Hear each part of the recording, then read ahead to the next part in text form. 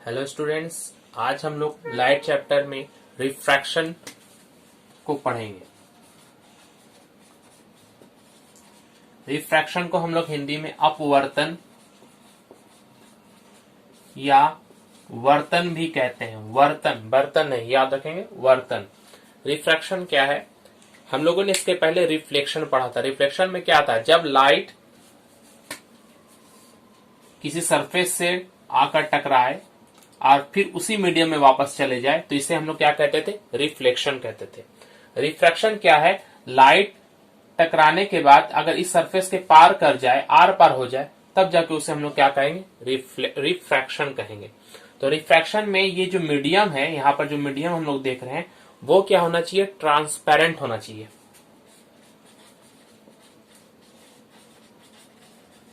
Transparent होने पर क्या होगा? लाइट एक मीडियम से आकर दूसरे मीडियम में जाएगा। तो ये ट्रांसपेरेंट कैसा कैसा मीडियम हो सकता है? एयर एक ट्रांसपेरेंट मीडियम है, हवा। अब यहाँ भी हवा, यहाँ भी हवा, लाइट इधर से इधर आ पा रही है, आप जान रहे हैं, तो एयर क्या कह सकते हैं हम? ट्रांसपेरेंट मीडियम कह सकते हैं। वाटर, ग्लास, एक प्लास्टिक का स्केल, इस तरह से कोई भी मीडियम जिसमें लाइट एक जगह से चलकर उस मीडियम को पार करके, उस चीज को पार करके दूसरे साइड चले जाए तो उसे हम लोग क्या कहेंगे? उसे हम लोग कहेंगे ट्रांसपेरेंट मीडियम। तो रिफ्रैक्शन के लिए मीडियम क्या होना चाहिए? ट्रांसपेरेंट होना चाहिए। देखिए, हम लोग जब रिफ्लेक्शन पढ़ते थे तो हम लोग एक ग्लास को ही लेते थे, मगर इसके एक तरफ ऐसे डैश डैश बनाते थे। इसका मतलब क्या है कि लाइट इस तरफ नहीं आ सकता है, इसलिए ये कहेंगे ये जो मिरर जो हम लोग देखते हैं, आईना जो घर में देखते हैं, वो ट्रांसपेरेंट मीडियम नहीं है, क्योंकि लाइट यहाँ पर आकर इसके पार नहीं कर पाता है। क्योंकि यहाँ पर डैश डैश देने का मतलब है इसको ओपेक कर दिया गया, पॉलिश करके लाइट को इस तरफ आने से रोका जा रहा है। अगर इसको हम पॉलिश को यहाँ से हटा दे, सिंपल सा प्लेन ग्लास कर दे, प्लेन जैसे कि चश्मे का ग्लास होता है, चश्मा में आर पर हम देख सकते हैं, तो चश्मे में जो ग्लास होता है उसको लाइट क्या होता है? यहाँ से बाहर से आकर हमारे आंख तक आती है। तो ये जो हो रहा है, इस चीज को हम क्या कहेंगे? लाइट का एक मीडियम से, यानी कि हवा से चलकर ग्लास से होते हुए वापस हमारे आंखों या हवा में वापस जा रहा है। तो इस चीज को हम लोग कहते हैं रिफ्रैक्शन ऑफ लाइट। समझ में आए? रिफ्रैक्शन का मतलब है लाइट एक मीडियम से निकलकर दूसरे मीडियम में चला जा रहा है। यहाँ पर मीडियम चेंज हो रहा है। तो जब कोई मीडियम चेंज होता है तो मीडियम चेंज होने पर क्या होता है? ये अगर एक फॉर एग्जाम्पल एक मीडियम का बीच में डिवाइड हो रहा है, यहाँ पर सरफेस है, ऊपर में हवा है, एयर, और नीचे में ग्लास है मान लेते हैं। तो जब कोई तिरछा ऐसा किरण कोई पड़ रहा है, यहाँ पर लाइट आ रहा है, तो ये लाइट जो होगा, अगर ये ग्लास नहीं रहता, इधर भी हवा रहता, तो ये लाइट किधर चला जाता? ऐसे चला जाता।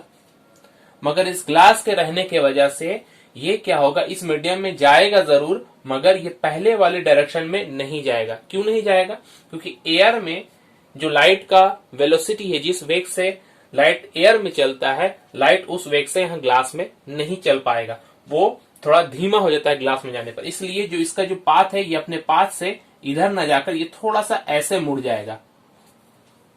तो यहाँ पर जो बेंडिंग हो रहा है, क्या हो रहा है? बेंडिंग ऑफ लाइट जो हो रहा है, इसे ही हम लोग क्या कहते हैं? रिफ्रैक्शन कहते हैं। तो जब लाइट एक मीडियम से दूसरे मीडियम में जाए तो वो दूसरे मीडियम में जाने पर अपने पहले वाले रास्ते से, अपने पहले वाले पथ से मुड़ जाता है। इस मुड़ने की घटना को ही हम लोग क्या कहते हैं? रिफ्रैक्शन कहते हैं। ठीक है, अब इसे परिभाषा हम लोग कैसे देंगे? जब प्रकाश की किरणें एक समांगी माध्यम से चलकर दूसरे समांगी माध्यम में प्रवेश करती हैं तो दोनों माध्यमों के संस्पर्श तल, इसको क्या कहते हैं? संस्पर्श तल, मतलब जहां पर दोनों मीडियम आके मिल रहे हैं, संस्पर्श तल पर अपने पहले पथ से मुड़ जाती हैं। तो प्रकाश किरणों के इस घटना को, मुड़ने की घटना को हम लोग क्या कहेंगे? प्रकाश का अपवर्तन कहेंगे।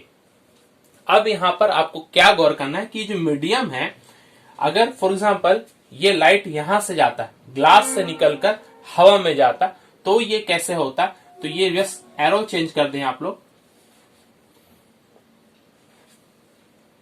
तो हम क्या देखते हैं? ये जाना चाहिए था इस दिशा में, ये चला गया इस दिशा में। तो यहाँ पर जो लाइट किरणें जो मुड़ रही हैं, इन मुड़ने का भी एक नियम है कि किस तरफ मुड़ेगी। ये डायरेक्शन के इधर मुड़ेगी न डायरेक्शन के इधर मुड़ेगी। तो इसे अगर हमें समझना है तो हमें किरणों के मुड़ने को समझना होगा कि किस तरह से मुड़ती है। तो उससे पहले हम लोग को जानना होगा कि जो मीडियम है एयर और ग्लास, इन दोनों में जिसमें लाइट की वेलोसिटी ज्यादा होती है उसे हम लोग रेयरर मीडियम कहते हैं। क्या कहेंगे? रेयर मीडियम या रेयरर मीडियम। तो यहां पर रेयरर मीडियम कौन है? हवा, क्योंकि इसमें लाइट की वेलोसिटी अधिक है। और ग्लास में चूंकि लाइट की वेलोसिटी कम है तो उसे हम लोग क्या कहते हैं? डेंसर मीडियम कहते हैं। डेंस मतलब घना, तो घना चीज रहने पर उसमें वेलोसिटी क्या होता है? कम हो जाता है लाइट का। तो लाइट की वेलोसिटी ग्लास में कम है और हवा में ज्यादा है। अगर हम लोग इसको डेंसिटी के हिसाब से बोले तो एयर एक रेयरर मीडियम है और ग्लास एक डेंसर मीडियम है। और एक बात आपको यहां समझना होगा कि रेयरर और डेंसर मीडियम ये कोई मीडियम के एक मीडियम को जब दूसरे मीडियम से रिलेट करके देखते तब हम इसे रेयरर और डेंसर कह सकते। एक ही मीडियम डेंसर भी हो सकता है, रेयरर भी हो सकता है। जैसे वाटर के केस में हम लोग लेते हैं, एग्जांपल लेते हैं वाटर।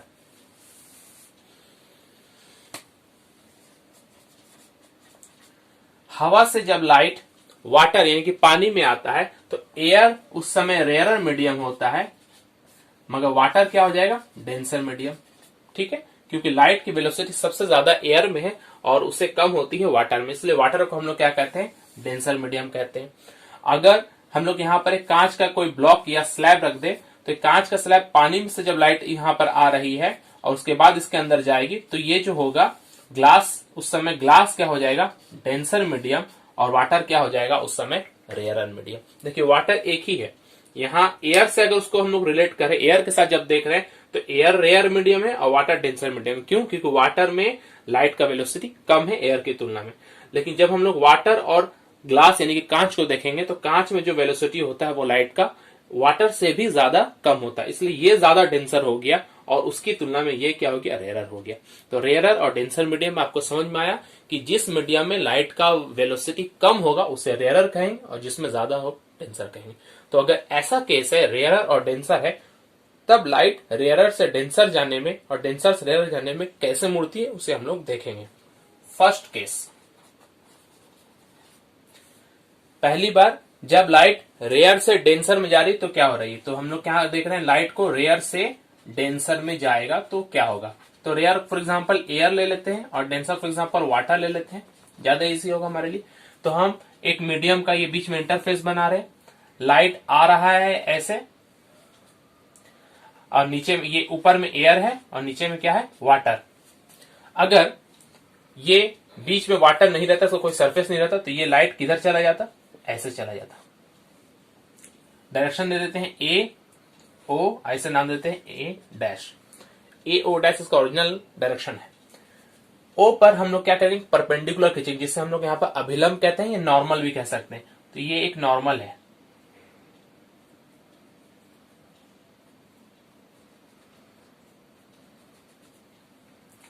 इसे नाम देते हैं एन डैश। दोनों मीडियम में नॉर्मल है, एयर और वाटर।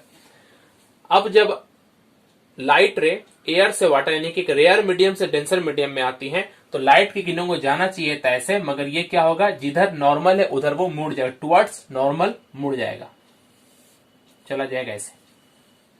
तो इसको हम लोग क्या कहते हैं? टुवर्ड्स नॉर्मल या अभिलंब की ओर झुक जाएगा। तो इस रूल को हम लोग कैसे याद करेंगे? जब प्रकाश की किरणें एक रेयर यानी कि विरल माध्यम, रेयर को हिंदी में हम लोग क्या कहते हैं? विरल माध्यम से एक सघन माध्यम यानी कि डेंसर मीडियम, जब प्रकाश की किरणें एक रेयर मीडियम से एक डेंसर मीडियम में आती हैं तो वर्तित किरणें, ये जो किरणें हैं ये क्या है? वर्तित किरणें हैं, मतलब ये रिफ्रैक्टेड किरणें जो हो रही हैं ये नॉर्मल की तरफ झुक जा रही हैं। झुक जा रही हैं कहने का मतलब क्या है? अगर ये एंगल ऑफ इंसिडेंस आई है जिसे हम लोग आपतन कोण कहते हैं तो ये क्या होगा? यहां से हमेशा नॉर्मल से मापा जाता है, तो ये नॉर्मल क्या है? ये है और ये मेरी किरण, तो इनके बीच का कोण क्या होगा? ये एंगल ऑफ रिफ्रैक्शन होगा। तो ये आई बड़ा है और ये आर क्या है? छोटा है। तो इस केस में क्या होता है? I is greater than are. Angle of incidence is greater than angle of refraction. वर्तन कोण से आपतन कोण, आपतन कोण का मान क्या होता है? वर्तन कोण की तुलना में अधिक होता है। तो पहला नियम हम लोग फर्स्ट केस में क्या करेंगे? जब प्रकाश की किरणें सघन विरल माध्यम सघन माध्यम में आती हैं तो किरणें क्या होती है? अभिलंब की ओर झुक जाती है। सेकंड केस क्या होगा?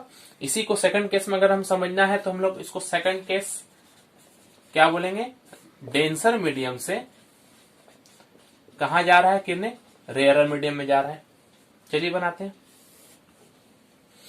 ऊपर क्या है, डेंसर मीडियम वाटर है, नीचे क्या है, एयर है। लाइट आ रहा है ऐसे। अगर ये सरफेस नहीं रहता, हवा पूरा ही का पूरा पानी रहता, तो ये चला कैसे जाता, ऐसे। इस पॉइंट पर इसे नाम देते हैं ए ओ और ये है ए डैश। इस पॉइंट पे एक नॉर्मल बनाइए 90 डिग्री। जब किरणें डेंसर से रेयर जा रही है तो ये अभिलंब से क्या होती है, दूर हट जाती है, जाता है ऐसे और दूर चला जाएगा, ये ऐसे चला जाएगा। यहां देखिए अंदर की तरफ झुकी थी और इसमें बाहर की तरफ निकल जाएगी, इसे नाम दे दिया आप लोग बी। ये रिफ्रैक्टेड रे हो गया। यहाँ एंगल ऑफ इंसिडेंस आई, यहाँ एंगल ऑफ इंसिडेंस यहां से लेकर ये नहीं होगा, यहां से यहां तक होगा। ये है हमारा नॉर्मल एन एन डैश, ये हो गया आर।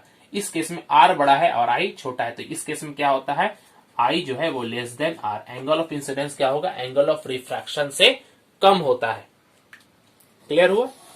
तो इन दोनों को सम कैसे करेंगे, एक को याद रखेंगे, दूसरा हमारे पास याद, दोनों को एक साथ रखने पर हमेशा कंफ्यूजन हो जाता है कि कब नॉर्मल की तरफ झुक रहा है, कब नॉर्मल से दूर जा रहा है। ये हमेशा कंफ्यूज करने वाला था। तो कंफ्यूज ना होकर हम सिर्फ पहला वाला ही याद रखेंगे कि ऊपर एयर और नीचे वाटर। एयर हमेशा रेयर मीडियम देखेंगे और वाटर को हम लोग क्या देखेंगे, हमेशा यहाँ एक डेंसर मीडियम की तरफ देखेंगे। तो जब भी लाइट रेयर से डेंसर मीडियम की तरफ आती है तो किरणें अभिलंब की ओर झुक जाती है। और ठीक इसे उल्टा कर लीजिए आप लोग। देखिए ये यहाँ पर ये जा रहा है ऐसे और ये थोड़ा दूर चला जाएगा, तो ये क्या होगा, अगर हम लोग डेंसर से रेयर की तरफ अगर लाइट जाएगा तो अभिलंब से दूर हट जाएगा। तीसरा केस क्या हो सकता है, अगर लाइट तिरछा ना आकर परपेंडिकुलर है, एकदम सीधा है, मतलब एंगल ऑफ इंसिडेंस आई जो है ये कम होते होते जीरो हो जाए, मतलब लंबवत ऐसे आए, तो बिना मुड़े वो सीधे चली जाएगी। यहां पर कोई भी किरण किसी भी दिशा में मुड़ेगी नहीं, तो वो किरणें क्या होंगी, सीधी चले जाएगी। तो हमने 3 केस पढ़ा। फर्स्ट केस क्या है, अभिलंब की ओर झुकने वाला। सेकंड केस क्या है, अभिलंब से दूर हटने वाला। और थर्ड केस क्या, अगर किरणें सीधे लंबवत आती हैं तो वो क्या होती हैं, सीधे ही चली जाएंगी बिना मुड़े हुए। वहां एंगल ऑफ इंसिडेंस और एंगल ऑफ रिफ्रैक्शन क्या होगा, जीरो होगा वहां पर दोनों केस में। यहाँ एक और चीज है, आप लोगों को एंगल ऑफ डिविएशन या विचलन कोण निकालने के लिए पूछा जाता है। तो विचलन कोण क्या है, इस केस में देखें, लाइट का डायरेक्शन क्या है, ओ ए डैश, ये इसका ओरिजिनल डायरेक्शन है। लाइट चल किस डायरेक्शन में गया, ओ बी डायरेक्शन में चला गया, तो कितना मुड़ा ये, तो जो मुड़ता है उसे हम लोग डेल्टा कहते हैं, डेल्टा एंगल ऑफ डिविएशन। तो यहाँ पर डेल्टा क्या है, तो डेल्टा को गौर कीजिए, तो ये आई, टोटल आई में से अगर आर घटा देंगे तो डेल्टा निकल जाएगा। तो यहाँ पर एंगल ऑफ डिविएशन क्या होगा, आई माइनस आर। ठीक है, यहां पर देख लेते हैं, यहां पर डेल्टा कौन सा होगा, जा रहा था ऐसे, चला गया इस दिशा में, तो ये बीच के जो एंगल है ये क्या कहलाएगा, डेल्टा कहलाएगा। तो डेल्टा यहां पर क्या हो गया, ये टोटल में से ये वाला एंगल माइनस कर देंगे, तो टोटल क्या है, यहाँ पर आर है, इसमें से आई माइनस कर देंगे, तो यहाँ पर डेल्टा हो जाएगा आर माइनस आई। दोनों में देखिए जो बड़ा है उससे छोटा वाला माइनस करना है, तो इसलिए हम लोग दोनों को मिलाकर एक साथ क्या लिख सकते हैं, delta equal to i difference r. Difference जब लिखा जाता है इसका मतलब बड़ा से छोटा का बीच में जो बड़ा होगा उसे हम लोग पहले लिखेंगे और जो छोटा होगा उसे बाद में बीच में माइनस कर देंगे। तो आई माइनस आर, ये आर माइनस आई, ये है यहाँ पर एंगल ऑफ डिविएशन। कब, जब वर्तन हो यानी कि रिफ्रैक्शन हो। ओके, अब हम लोग पढ़ेंगे लॉज ऑफ रिफ्रैक्शन।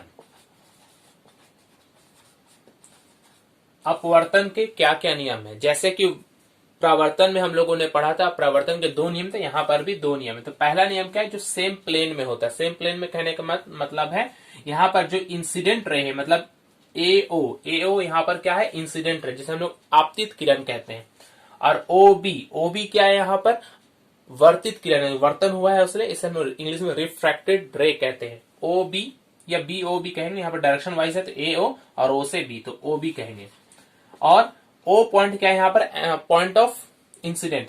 तो पॉइंट ऑफ इंसिडेंस पर जो नॉर्मल हुआ है ओ एन कहें या एन ओ एन डैश कहें, बात देखिए ओ एन मतलब आपतित किरण, वर्तित किरण और ओ बिंदु पर खींचा गया अभिलंब, ये तीनों क्या होता है, एक ही प्लेन यानी कि एक ही तल पर स्थित होता है।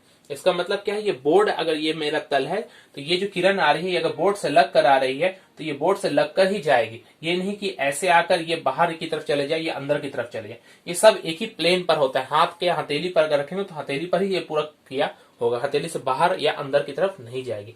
तो ये सेम प्लेन पर रहता है, ये पहला लॉ हो गया। दूसरा बहुत ही इंपॉर्टेंट है, सेकंड जो लॉ है उस लॉ को हम लोग स्नेल्स लॉ भी कहते हैं। तो सेकंड लॉ को स्नेल्स लॉ कहा जाता है। और स्नेल्स लॉ है क्या? स्नेल्स लॉ क्या कहता है, हम लोगों ने रिफ्लेक्शन यानी कि प्रवर्तन में क्या पढ़ा था कि angle of incidence angle of reflection के बराबर होता था, ऐसे आकर ऐसे चला जाता था, I इक्वल टू आर होता था। तो वहां पर वो तो इक्वल था, मगर यहाँ पर दोनों ही केस में चाहे रेयर से डेंसर जाए या डेंसर से रेयर जाए, दोनों ही केस में I और R बराबर नहीं है। कभी I बड़ा है तो कभी R बड़ा हो रहा है। तो यहाँ पर इन दोनों के बीच में एक रिलेशन होता है। वो रिलेशन क्या है? तो वो रिलेशन जो नियम बतलाता है उसी नियम को हम लोग स्नेल्स लॉ कहते हैं। तो यहाँ पर स्नेल्स लॉ को अच्छे तरीके से कहने के लिए हम लोग क्या कहेंगे, किसी खास रंग की किरण के लिए, यहाँ पर जो हम लोग प्रवर्तन या वर्तन जो भी पढ़ते हैं, यहाँ पर जो किरणों का रंग है ये बहुत इंपॉर्टेंट है। किरणों का रंग इसलिए कहते हैं क्योंकि वो एक सिंगल वेवलेंथ की लाइट होनी चाहिए, वेवलेंथ या तरंग लंबाई की लाइट होनी चाहिए। अगर व्हाइट लाइट हम दे रहे हैं तो व्हाइट लाइट यहाँ पर सही नहीं, क्योंकि व्हाइट लाइट में 7 अलग अलग रंग की किरणें हैं, तो उनमें से कोई एक, या तो रेड लाइट लेना है या तो ब्लू लेना है, तो उसके लिए ये नियम लागू होगा। सबको मिला देंगे तो सबके लिए अलग अलग फिर हमें निकालना पड़ेगा। तो स्नेल्स नियम में पहले ही कहेंगे किसी निश्चित या किसी खास रंग की किरण के लिए और किसी एक ही जोड़ी माध्यम के लिए, ये माध्यम भी अगर हम लोग यहाँ हवा है तो यहाँ वाटर लेंगे तब ये नियम लागू होगा, और अगर हवा के साथ में ग्लास लेंगे तो वो नियम बदलकर फिर दूसरा हो जाएगा। स्नेल्स का नियम ही रहेगा, लेकिन हर मीडियम के लिए ये चेंज होते रहता है। यहाँ पर अगर हम वाटर लेते हैं, यहाँ पर एयर लेते हैं, यहाँ पर एयर ही लेकर अगर यहाँ पर ग्लास ले लेंगे वाटर हटाकर, तो ये नियम चेंज हो जाएगा। तो जो माध्यम का जो जोड़ा है ये भी इसमें फिक्स होना चाहिए।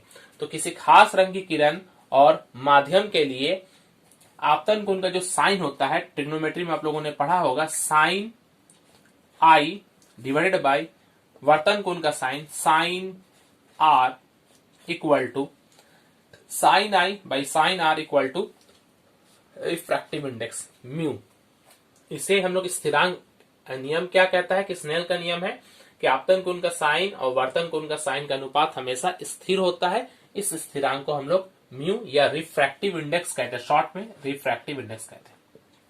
अब साइन क्या है, ये क्या है, तो देखिए ये ट्रिग्नोमेट्री चैप्टर में पढ़ा जाता है, मगर इस बार चूंकि आप लोगों को सिलेबस में मैथ से ही हटा दिया गया है इस बार के लिए, लेकिन हमेशा आप अगर कभी भी आगे पढ़ेंगे तो आपको ये जानना होगा कि साइन कॉस टेन ये सब एंगल का ऑपरेटर होता है। ऑपरेटर कहने का मतलब ये आई अगर 30 डिग्री है तो साइन 30 डिग्री का कुछ मान होगा, आई अगर 45 डिग्री तो साइन 45 डिग्री का एक मान होता है। जैसे साइन 45 डिग्री का मान लेते हैं हम लोग 1/2 हो जाएगा,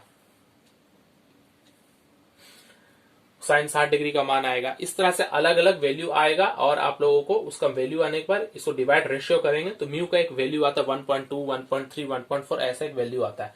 तो ये रिफ्रैक्टिव इंडेक्स कहलाता है। तो स्नेल्स का नियम क्या कहा कि आपतन कोण का साइन और वर्तन कोण का साइन हमेशा स्थिर होता है। इस स्थिरांक को हम लोग क्या कहते हैं, इन दोनों माध्यमों का वर्तनांक कहेंगे या रिफ्रैक्टिव इंडेक्स कहेंगे। ओके, इस रिफ्रैक्टिव इंडेक्स को एक और परिभाषा है वो भी हमें पढ़ना पड़ेगा। तो रिफ्रैक्टिव इंडेक्स का परिभाषा जो है इसे आप लोग पढ़ ले, velocity of light in vacuum divided by velocity of light in medium।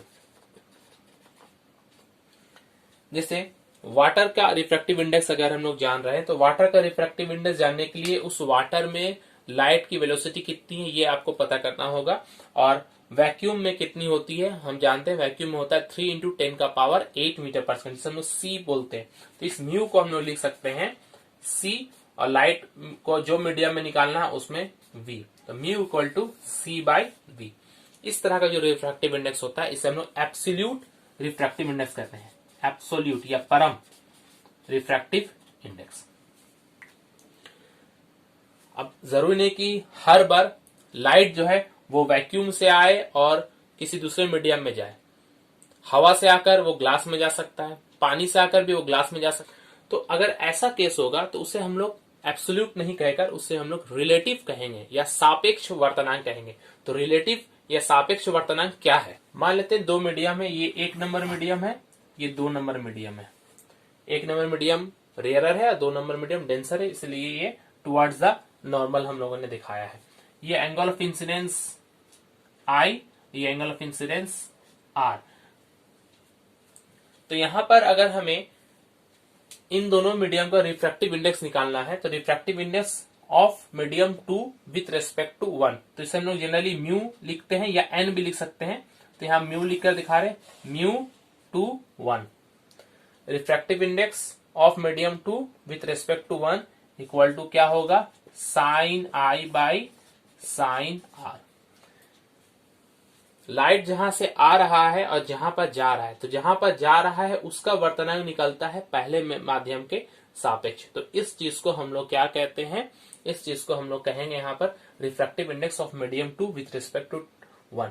ये तो है स्नेल्स लॉ के द्वारा। इसके अलावा एक और जो फॉर्मूला हम लोगों ने वेलोसिटी के लिए बताया था, तो वेलोसिटी क्या होगी, क्या जाएगा, velocity in medium 1 divided by velocity in medium 2 equal to mu two 1। अगर पहला मीडियम वैक्यूम हो जाए तो यही V1 C के बराबर हो जाएगा, और नीचे जो मीडियम का वेलोसिटी उससे हम लोग लिखेंगे। तो ये है रिफ्रैक्टिव इंडेक्स। दो तरीका से डिफाइन किया जा सकता है, कि स्नेल्स लॉ के द्वारा sine i by sine r, और एक वेलोसिटी के द्वारा। तो ये वेलोसिटी के द्वारा अगर करेंगे तो पहला मीडियम में जो वेलोसिटी होगा वो ऊपर होगा, और दूसरे मीडियम में जो वेलोसिटी होगा वो नीचे होगा। अगर ऐसा है, पहला मीडियम से आकर लाइट दूसरे मीडियम में जा रहा है, तो हम जब निकालते हैं तो दूसरे मीडियम का ही हमें क्या निकलता है, दूसरे मीडियम का refractive index with respect to 1। तो यहां पर आप लोग कुछ रिफ्रैक्टिव इंडेक्स के बारे में याद कर ले। तो रिफ्रैक्टिव इंडेक्स का मान जो है वो हमेशा ग्रेटर देन इक्वल टू 1 होता है। इक्वल टू 1 सिर्फ और सिर्फ वैक्यूम का होता है। हम लोग लगभग हवा को भी वैक्यूम के बराबर मानते हैं, क्योंकि वेलोसिटी दोनों में लाइट का लगभग इक्वल है। तो इसीलिए कह सकते हैं हवा या वैक्यूम का रिफ्रैक्टिव इंडेक्स 1 होता है। बाकी कोई भी मीडियम ले लें आप लोग, सब 1 से ज्यादा होता है। तो यानी कि म्यू जितना अधिक होगा वो मीडियम उतना ज्यादा डेंसर होगा, उतना ज्यादा घना होगा। वाटर के लिए है इसका वैल्यू है 1.33, और अगर डायमंड के लिए करेंगे तो 2.42। तो डायमंड ज्यादा घना होता है वाटर से, या कांच के लिए कर लेंगे तो वो भी 2 के आसपास है। तो यहाँ पर हम लोग देखेंगे रिफ्रैक्टिव इंडेक्स जो है is a measure of the density, optical density of the medium. Optical density मतलब वो कितना डेंसर है, वो कैसे पता चलेगा, रिफ्रैक्टिव इंडेक्स से हमें पता चलेगा। ये रिफ्रैक्टिव इंडेक्स को अगर हम लोग, ये जो स्नेल्स लॉ, इसे एक और तरीके से लिख सकते हैं। फॉर एग्जांपल, अगर पहला मीडियम का एब्सोल्यूट रिफ्रैक्टिव इंडेक्स N1 है, एब्सोल्यूट कहने का मतलब अगर ये पहला मीडियम का रिफ्रैक्टिव इंडेक्स हम लोग किसके रेस्पेक्ट में निकालेंगे, वैक्यूम के रेस्पेक्ट में निकालेंगे, तो वो क्या होगा, N1 होगा। और दूसरे मीडियम का एब्सोल्यूट रिफ्रैक्टिव इंडेक्स N2 है, मतलब विथ रेस्पेक्ट टू किसके, वैक्यूम के। तो ये N1 और N2, और ये जो एंगल ऑफ इंसिडेंस इसे हम लोग θ1 कह दे, और एंगल ऑफ रिफ्रैक्शन इसे हम लोग θ2 कहते हैं। तो इन दोनों के बीच में बहुत अच्छा रिलेशन आता है। वो रिलेशन क्या है आप लोग याद करेंगे, स्नेल्स लॉ ही है, N1 sign θ1 equal to N2 sign θ2।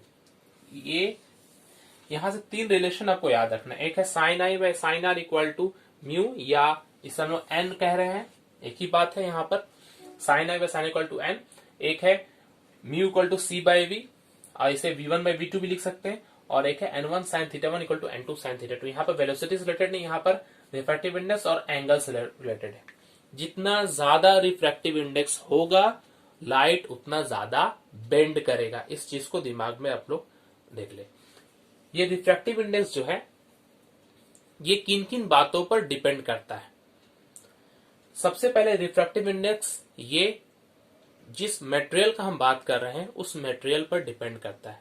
अगर वो पानी है या वो ग्लास है, अगर वो ग्लास है तो उसका रिफ्रैक्टिव इंडेक्स ज्यादा होगा, और अगर वो पानी है यानी कि कम घना है तो उसका रिफ्रैक्टिव इंडेक्स क्या होगा, कम होगा। तो ये नेचर ऑफ द मटेरियल पर डिपेंड करता है। पहला point, nature of the material, nature of medium या मटेरियल। दूसरा बहुत इंपॉर्टेंट है, वेव लेंथ पर कैसे डिपेंड करता है, ये बहुत इंपॉर्टेंट है। तो वेव लेंथ कहने का मतलब है अलग अलग किरण का जो रंग होता है, जैसे वायलेट है, रेड है, ब्लू है। तो वेव लेंथ अगर बढ़ाएंगे तो रिफ्रैक्टिव इंडेक्स जो है ये क्या होगा, घटेगा। दोनों के बीच में इनवर्स प्रोपोर्शन है, मतलब n is proportional to 1 by lambda. Lambda का मतलब वेवलेंथ। इस चीज को याद करेंगे, n is proportional to 1 by lambda. n is proportional to 1 by lambda, मतलब जितना बड़ा तरंग लंबाई की किरण लेंगे तो रिफ्रैक्टिव इंडेक्स उतना कम होगा, यानी कि उतना कम बेंडिंग होगा। अगर हम लोग वायलेट लेते हैं तो 7 कलर होता है ना व्हाइट में, तो 7 कलर में सबसे कम वेवलेंथ होता है लैम्डा। लैम्डा वायलेट का सबसे कम होता है, तो लैम्डा इसका सबसे कम होता है, वेरी वेरी लेस होता है। इसीलिए लैम्डा कम होने से इसका जो एन होता है वो सबसे अधिक होता है। 7 किरणों में सबसे ज्यादा एन इसका होता है, इसलिए सबसे ज्यादा बेंडिंग भी इसका होता है। और अगर आप लोग रेड किरण ले लेंगे तो रेड में जो लैम्डा होता है ये बहुत बड़ा होता है, तो एन क्या होगा, बहुत कम। तो रेड का क्या होगा, बहुत ही कम विचलन होगा। कैसे समझेंगे, जैसे ये अगर वायलेट है, मान लेते हैं वायलेट किरण है, तो वायलेट किरण आ रहा है तो ये मान लीजिए ऐसे मुड़ रहा है, जाना चाहिए था कैसे, ये डायरेक्शन में मुड़ा कितना, इतना बेंडिंग ज्यादा हुआ। अगर इसकी जगह में रेड ले लेते, वायलेट की जगह में यही एंगल पर अगर रेड को डालते तो ये इधर ना होगा, थोड़ा सा कम डेविएशन होता, ये ऐसे जाता, ये वाला ये हो जाता रेड का डायरेक्शन। ठीक है, तो ये जो डिविएशन होता कम होता, पहले इतना हो रहा था अब इतना होगा। इस चीज को समझ में आया। तो जितना ज्यादा वेवलेंथ होगा रिफ्रैक्टिव इंडेक्स उतना कम होगा और बेंडिंग भी क्या होगा, कम होगा। इसीलिए अगर आपसे पूछा जाए कि सफेद किरण में जो किरणें होती हैं, वायलेट होती है, indigo, blue, green, orange, red, इन सब में सबसे ज्यादा जो है विचलन या सबसे ज्यादा डिविएशन किसका होता है, तो सबसे ज्यादा डिविएशन वायलेट का होता है।